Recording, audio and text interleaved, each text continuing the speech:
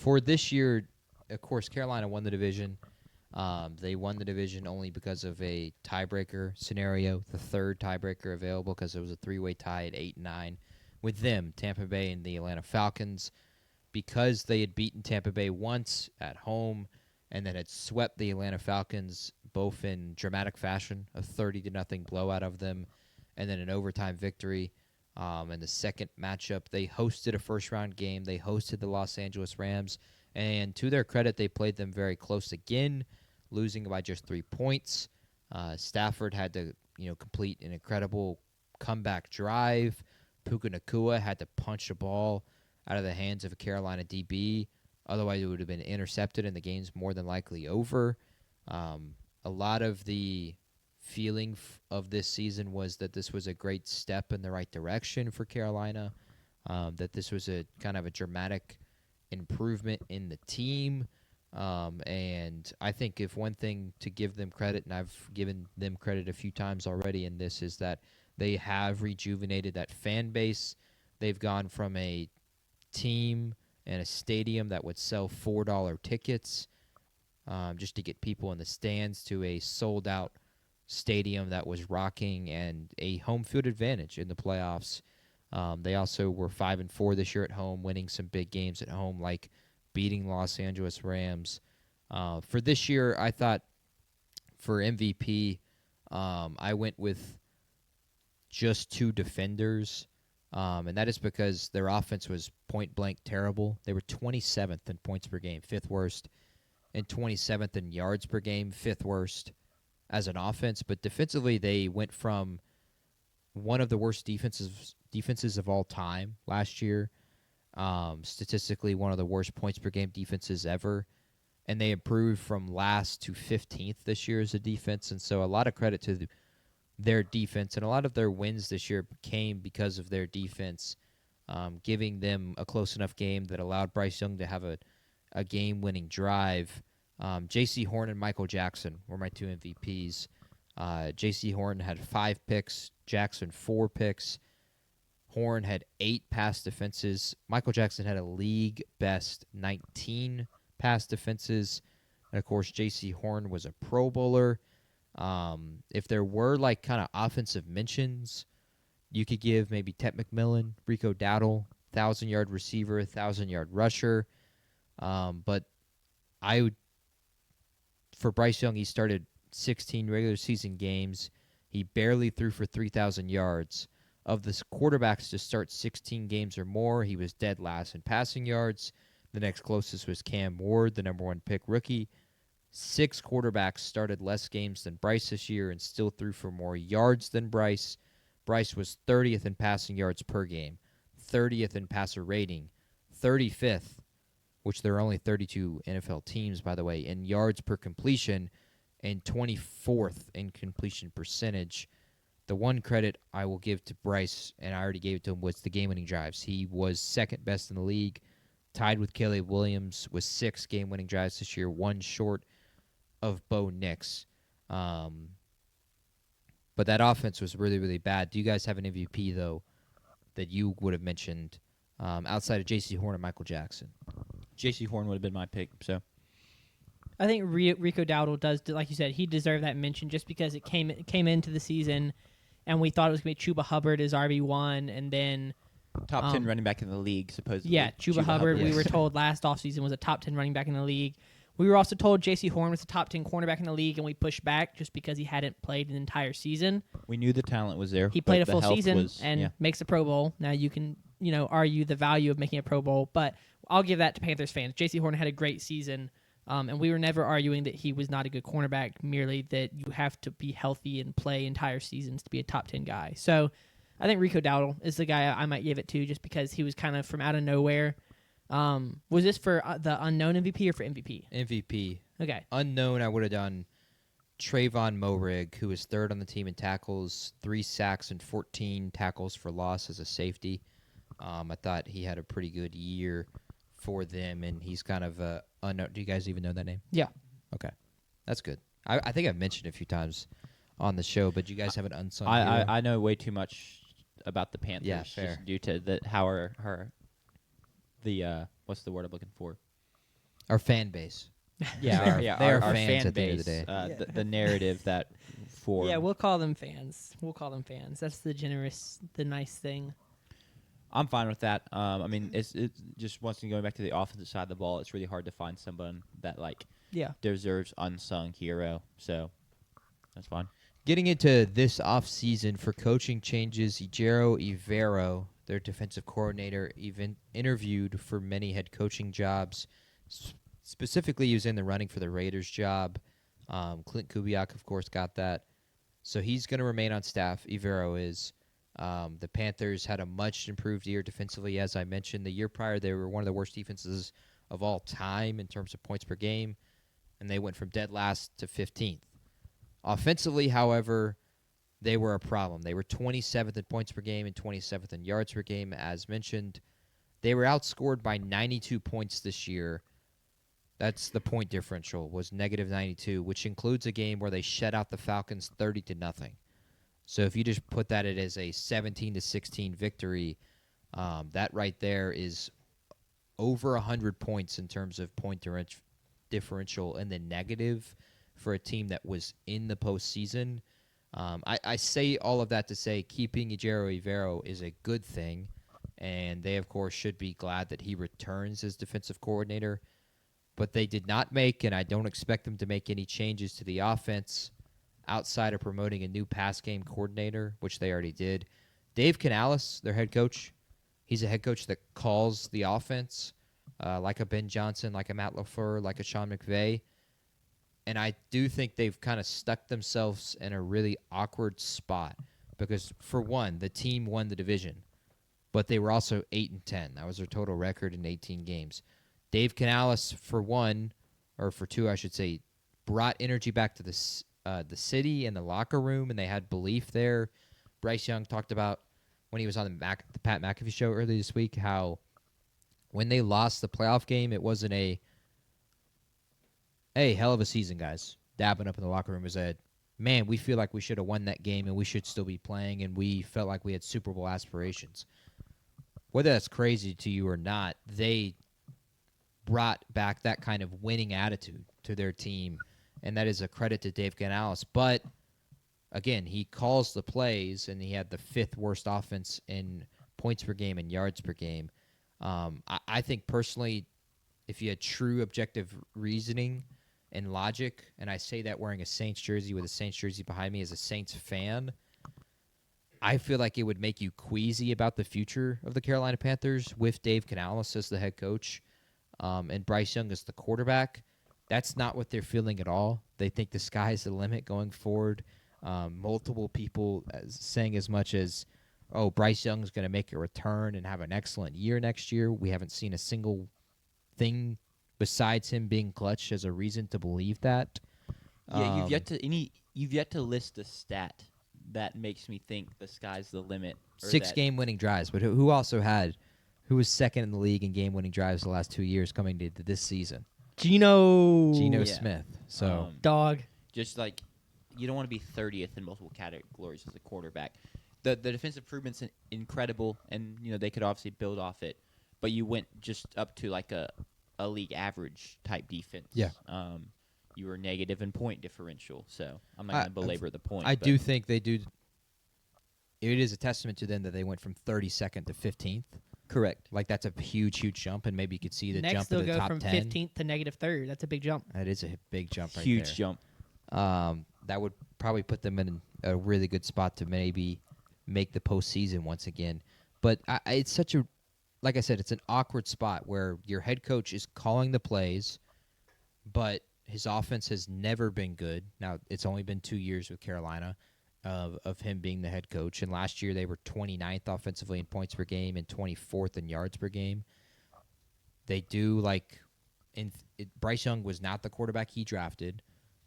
Dave Canales did not draft Bryce Young, but they picked up his fifth-year option, so they expect him to play next year and the following year. It's just with him bringing energy back to the locker room and bringing the team to the postseason, winning the division, regardless of your record, should be a statement because they were good in division outside of beating the Saints because they were terrible against New Orleans. I just think they're in a terrible spot for the future because they've trapped themselves into Dave Canales and Bryce Young, and I don't think either of those are the future whatsoever for me. As far as the draft goes, they have the 19th pick in the draft, which is unideal for a team that went 8-9 this year. 19th, because they made the postseason, they had to jump from roughly 13 all the way up to 19. That's 6 spots, and those are 6 really critical spots, as we have talked about the board already, and we will continue to, leading towards the draft. They got a clear need at wide receiver. Pet McMillan was an 1,000-yard receiver, but their second leading receiver had just 400 yards in Jalen Coker. It's Tetaroa. We talked about last draft preview. He doesn't like being called Tet. Okay. Come on. T-Mac. We talked about T-Mac. I think was acceptable. Well, yeah, that's what Bryce Young says he calls him. So. But I remember 10 months ago we talked about this. He doesn't like being called Tet. Okay. So we had to memorize the Tetaroa McMillan pronunciation. I look, you may just keep calling him Tet. Wow. You're just going to blatantly disregard his wishes. But I have good Kim with him, as he's on my keeper fantasy roster. Will continue to be. So you're saying like Tet's like what his good friends call him, and you're going to call him Tet. Correct. Yeah. Okay. Yeah, exactly. I see that. Anyway, T-Mac was the leading receiver, and their second closest receiver had 600 yards less than him. And it wasn't like it was a JSN year where they had 18. He had 1,800 receiving yards. The next closest guy had 1,200. No, it was 1,400. So receivers clearly a need. Defensive line is a need. Their leading sacker was tied between Derek Brown and Nick Gigum, who both had 5 sacks this year. And Derek Brown is your defensive tackle, and Nick Scorton was a rookie. So that's not necessarily good that was where you were at a pass rush perspective. Of course, Brian Burns has been with the team for 2 years, and he was one of your elite pass rushers. Jadeveon Clowney was with the team 2 years ago. He went to Dallas this past year, had 7.5 sacks. So you need pass rusher. The problem is, I think it's a really tough spot to draft both of those positions, because if you look at that spot, I think being at 19, both those positions the best players may be gone. Like if Cassius Howell fell that far, maybe he's available.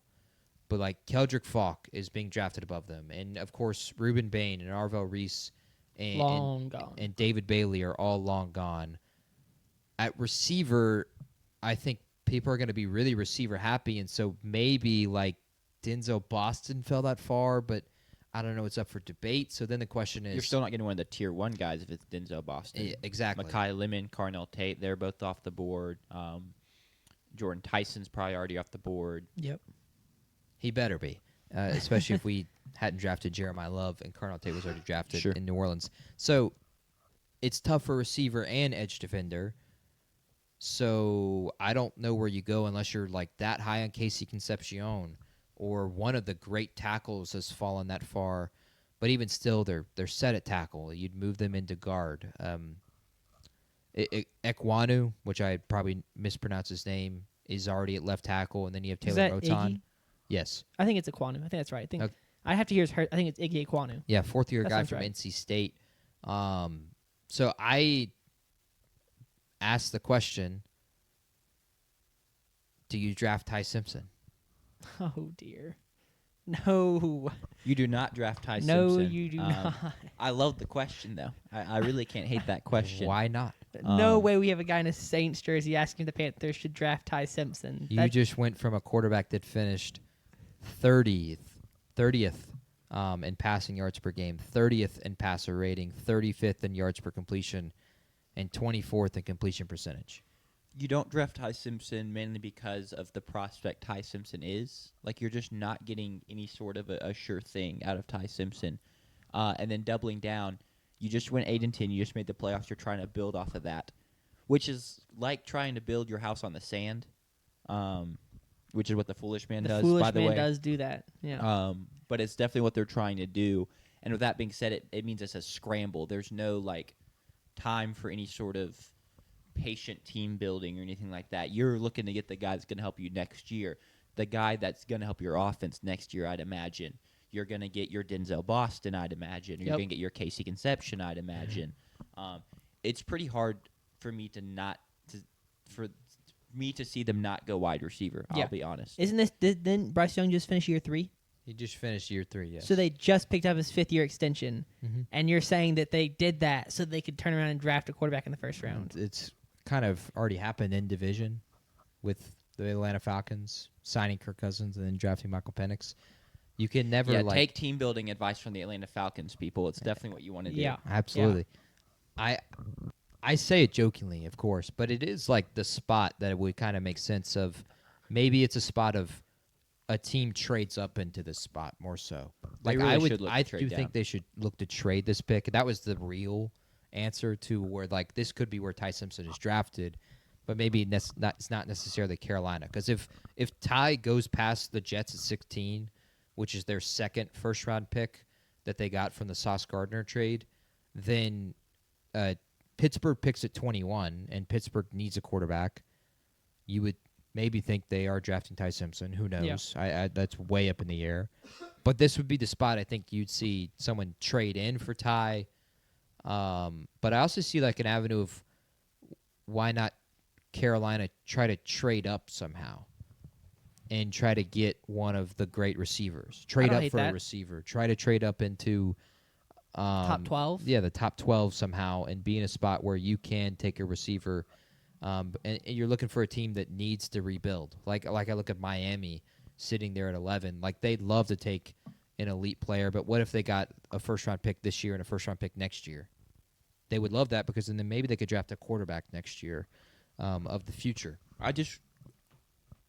I wonder if the Panthers would do that so soon after. I mean, it's been a couple years now, but like you do that for Caleb Williams, you trade all your draft picks for Caleb Williams, just to make you wouldn't have to trade as much, obviously, but to then once again have to trade draft capital to get one pick. Like I feel like you're really hurting your drafting depth for like a group of years. Yeah. You're missing out on a lot of first round Sure. picks for trying, and then that's why you're in the situation where it feels like you just made the playoffs, but the roster talent doesn't feel like anything special because you really have you've lost out on a lot of top draft picks, and so then you're kind of doubling down on that philosophy. Yeah.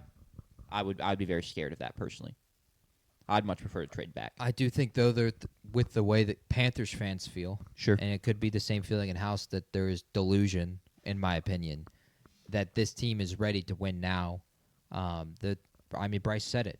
They felt like they were disappointed in losing that playoff game at home. They felt like they should have won that game and should have been moving on to the next round, and they had more work to do. They just won the division. You can't not say that, even though they're 8-9. So I do think maybe there is an avenue where they think, oh, Bryce is our guy for whatever reason. And I think that they can improve. Panthers fans if they should be add a allowed to receiver. think that, since he just won 6, come from whatever it was, 6 game winning drives. 6 game winning drives and made the playoffs, albeit below 500. But I think that they're allowed to think that. We've made a legitimate stat called like a Bryce Young game. Correct. He was 30th in a lot of stats. I get why they feel that, but they also have like very little reason to feel that. They're like grasping onto one stat. Yeah. And hoping that he can take a year 3. I really wish, and I understand why Pat McAfee didn't, because like you want to have guys on your podcast and your show. You're not going to be like confrontational or like disagree with them, because then why the world would they come back? Yeah. But just like if he had like maybe had like Bryce Young stats like printed out and just like could have been like, oh, could you mind taking me a look, like take a look at these, and you're telling me about like we feel like we should still be playing and stuff We'll like that. get him on Technical Foul. Not even his stats. You just want to put out the offensive stats. We'll do what no podcast is willing to do and just piss off guests. I'm just asking him a legitimate question. No, yeah. It is they were the 5th worst offense, and that's with how much success they had in the running and game. a league average defense. Yeah. We do got to stop. Like this isn't. Yeah. That's why we got to keep looking That's forward. why I was trying to defend them and be Sure. like, well, they should have. I was trying to put a little bit of optimism into the segment. Yeah, I gave a few of those points in that they won the division. Yeah. They are Bryce the current NFC South division winners. Yeah. had those kind of clutch moments. They did bring a winning attitude back into that locker room. Yeah. Whether they showed that statistically or not is kind of out of the question. They feel like they could win games. At the end of the day, that's what matters. I also think that getting to the postseason is just that is the first step in winning a Super Bowl, obviously. But being there, just being in there, gives you a chance because you have teams. 6 seeds has won the Super Bowl before, and a 4 seed with a terrible record shouldn't feel any differently. Green Bay was a 6 seed when they beat the Steelers and won the Super Bowl. The Giants were a 6 seed when they went and beat the New England Patriots. So it's something to be said that they feel like they, with the division, can get into the dance, and if they're in the dance, maybe they can do damage. At least I feel like it's completely delusional. Sure. I don't think they have the answer at quarterback in the future. And I do think they're stuck in a tough spot with Dave Canales, as I said. His offenses have not been good, and he's the one calling the plays, yet he's also brought this kind of belief back to the locker room. As we move on, I do think... Real quick, what's up, Tro? How you doing? Trail, what's Welcome in. up? Oh, what's Welcome up, into our Charlito? Panthers offseason primer. For the pick, if they were to actually pick something, it's either I think maybe they reach, you might say, on Casey Concepcion. It may not feel that way for them. Or they go for interior offensive line because they, as I'll mention in a second, they have 3 guys that started at the interior offensive line for them this year. They're going to be free agents going the next year, and they don't have a lot of cap space, which I'll get into in a second. So like Vega, from Penn State, which I think that's all I'm going to call him the entire draft process is just Vega. I think you have full clearance too, because I'm pretty sure that's like a known nickname for him. It's like calling Tetaroa Tet, except he's not told people don't call me Vega. From my understanding. So I think other than that, like maybe you add another interior defensive lineman to pair with Derek Brown because that's where like the best value would be at that point. You have guys like Caleb Banks and Caden McDonald. Maybe like Peter Woods has gotten to that point. It's not a need, but it is another piece to add on your defensive line. And I do think for the Panthers going forward, if they're going to start Bryce Young, defense is going to be their answer to winning games. And so why not add another potential piece there and be able to really kind of shut down the run game with having Derek Brown and another defensive lineman, defensive tackle, first-round pick. I think they should try and trade the pick, whether it's someone trading in or them trading up. Maybe the Falcons will come calling and we can get our Falcons first-round pick.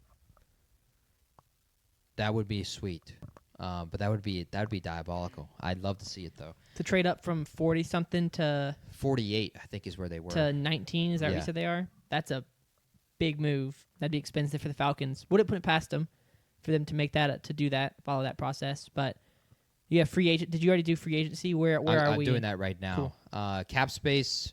The Panthers currently have $14 million in cap space for next year, so not a lot. They also have some decisions to make. Ekwanu, their starting left tackle, is due for a contract extension, and he's a he's a franchise left tackle. He's had a very good career so far. A former top 10 pick for the Carolina Panthers out of NC State. They already picked up Bryce Young's 5th-year option, so he's with the team through the 2027 season. But they have Rico Dowdle, who's a free agent. It's already it's hard to re-sign him with Chuba Hubbard already under an extension, albeit not an expensive one. But he only have $14 million. And I think Rico Dowdle is going to call for more than $14 million. He don't want to come back really anyway. He talked about how he felt like the way the snaps were distributed down the stretch of the season, that it was like almost like disrespectful to him, and it felt like it sent a message. Fair point. So Christian Roseboom, one of their leading tacklers at linebacker, is a free agent as well. And as I mentioned earlier, kind of alluded to, 3 of the guys that started snaps for them on the offensive line, specifically Cade Mays and Austin Corbett, who both started snaps at center, but Cade Mays was their starting center for 12 games. They're going to be free agents, and so you work to try to re-sign them, but you only have $14 million in cap space. You have to try to extend your starting left tackle. They're at a kind of a tough spot. One of the players, if you were to go in free agency, that's being linked, I should say, to Carolina is Mike Evans. That's crazy. That's vile. If he doesn't re-sign with Tampa, It would be more vile if he came to New Orleans. That would be hilarious. Yeah, that actually would be crazy. But if he doesn't re-sign with Tampa, Carolina has made it known that they want him, and they want to bring him in for Bryce Young to pair him with Ted McMillan. That is like one of the big names that's being linked to them, but I do think they need to prioritize bringing the guys they have in-house more so than Mike Evans, personally, at his age. He's probably going with to play his like 8 injury. games. Yeah. I wouldn't, and I talked about this earlier in my notes. At least I didn't end up saying it, but Ted McMillan is already a great physical threat, one-on-one guy. Jalen Coker is a speed threat. I do think they need a slot guy, so that's why I was kind of alluding to maybe they should trade up, try to get a guy like Mekhi Lemon. Yeah. But a slot guy for them is something that's really needed. They have the deep threat in Jalen Coker and a 50-50 threat in Ted McMillan. Mike Evans doesn't fit that for them. He's not going to Bring back Elijah Moore. Okay, I wouldn't hate that. That was mostly a joke just because he was not good. They're going to Hey, have he to might make a fit. bargain pick somewhere. I wish I had a little more money because in my eyes, as like we were working our way down this segment, I didn't know how much cap space they had personally. I envisioned them maybe having a little more considering the roster is not like star-studded. Yeah. But I was wondering if they would have been like a sleeper team for like Trey Hendrickson as he is the open market. Yeah. They really need pass rush help and they really need star power. It just doesn't obviously seem like they have the ability to make that happen. And they have a lot of big like money contracts. Like Derek Brown is $25 million. Yeah. Robert Hunt, one of their guards is $24 million. J.C. Horn is 24. Trayvon Moehrig is 21. Taylor Moton, their starting right tackle, is 21. You also have money linked up to both your offensive linemen, your left tackle, Ekwonu, who I've mentioned, and Damian Lewis. Money is not plentiful there. They have a lot of just guys that are signed, not necessarily huge contracts, but a ton of guys that just already are signed for them. They don't have a ton of free agents outside of Rico Dowdle and their interior offensive linemen. So they're going to have to do some cap maneuvering, kind of like what New Orleans has done in years past. They do feel like a team that's going to have to do some Sure. of those moves. Any other free agency wants? Again, No. like money is just they're kind of held back a little bit by money. This team already wasn't that great last year. I do think for early realistic goal, if one of you two were doing the preview or the primer, I do think you guys would say win the division. Do you agree with me? Yes, I would agree that is a realistic goal, given that they just did it and they're returning a lot of pieces. Yeah, I mean realistic within a stretch. Like it's similar like when I say like early goal for the Falcons is to like Go above 500. go above 500. You should set a goal that's like fairly lofty. Like Yeah. you should not just aim unless you just suck and you know you're going to suck like the Jets or the Browns and like you probably just want another really good draft pick. Like you should aim to be good cuz like why would you just aim for mediocrity? So like yes, probably I'd say they should win the division. Do I really think it's going to happen? Probably not. Need to have every But- team with the goal but to that's their win goal. the Super Bowl. I mean, yeah. I mean, why do you play the game? Yeah. Why do you build your roster? Why do you But I put do your think team it- together? Money. I do think it's a realistic goal for the Panthers to win the division again. That's a realistic goal. I'm not saying I'm picking them, but it's a realistic goal of theirs to win the division again. See, I don't think it is even remotely realistic for them. And again, Okay, it's 0-17 or winning the division more JP realistic. just dropping the 0-17 hammer. is more realistic for them. Oh my gosh. Where is the win on this schedule? They could lose all 17 of these games. Of course, they play in division, and they did well against division last year. But they do, because they were the number one Were they 6-2? team, Beat the Falcons twice, lost to the Saints. you only play 6 games, so they were 3-3. Ah. They lost to Tampa Bay What did I once. say? 6-2? 6-2. I meant 4-2. Yeah. But they were 3-3. They were 3-3 Okay. in division, so they weren't even great there. But because they were number one in the division, they get to play the Denver Broncos, the Seattle Seahawks, and go to the Philadelphia Eagles. You're worse than all three of those teams Absolutely. On top of that, like I already, at this juncture. like what was mentioned in the Falcons preview, they play the NFC North, getting to play Chicago, Detroit, Green Bay, and Minnesota. They play the AFC North, Baltimore, Cincinnati, at Cleveland, and at Pittsburgh, which both could be cold weather games. They both are just tough places to play in general. It's really tough to win at Pittsburgh. And as many teams have shown, it's really tough to win at Cleveland, regardless of how good the team is.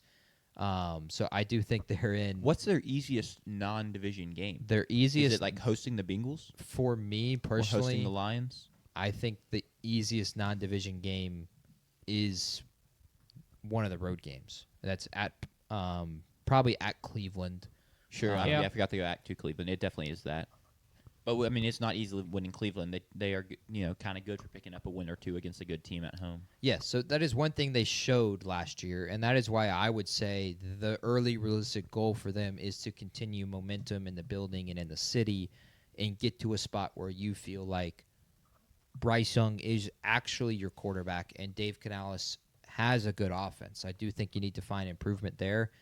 So if there was like a benchmark I would look to, is one way to prove that is what they did this year, which was this year they were 5-4 at home and they were 3-6 on the road. But neither of those records were good. Of course, they weren't. They were an 8-10 football team, but they won a big game in both of those spots. Specifically, they won 2 pretty critical games at home and then won one on the road. That was surprising. The one on the road was at Green Bay, so maybe you look to try and have one of those kinds of wins again this year. You play at Green Bay again. The other one is they won 2 at home. One was the Dallas Cowboys early in the season. They beat Dallas in a kind of a classic game at home. Then the other one was the Los Angeles Rams. Next year they host, of course, their division, but they host Chicago, Detroit, Baltimore, Cincinnati, Denver, Seattle. So I think early realistic goal is try to be 5-4 at home again. If you're 5-4 at home again, I do think they are right there at 8 wins, because I do think they find 3 wins on the road. Yeah. Somehow, whether that's Atlanta in division or one of those games like Cleveland, Pittsburgh. Yeah, that would be my realistic goal, is try to find those kinds of wins again, more so than that. I guess that is another way of saying get to the path of winning the division somehow, but I just don't think that's going to be attainable with the schedule that they play, and they already proved Tyler Shuck owns them, so that's going to be a problem. They're a couple plays from being 0-2 to Tampa Bay, and both of the Atlanta games were so shocking. I don't know. You're probably not sweeping the Falcons again. Yeah, so I do not think winning the division is attainable. Will I pick them to go 2-15 again? We'll see. We'll see how the draft goes. We'll see how free agency goes. Sure. I do think they are on the board of Dave Canales is fired after next year. I think that's more so on the board than maybe 2-15, because what was he brought here to do? Coach offense. He was an offensive coordinator for Tampa Bay, and he's had the bottom 10 defense both the 2 years. So Bottom 10 offense. Yeah, bottom 10 offense. Yeah, I'm fine with that goal. I do think it's gonna be. You talked about them needing to maintain momentum. I think it's gonna be really hard for them to maintain momentum, and just win 7 games or something like that, or even maybe just win 8 games again. But then someone in the division wins 10 or 11, and you go from there. That's just you're trying to thread the needle to make that happen, and maybe they do.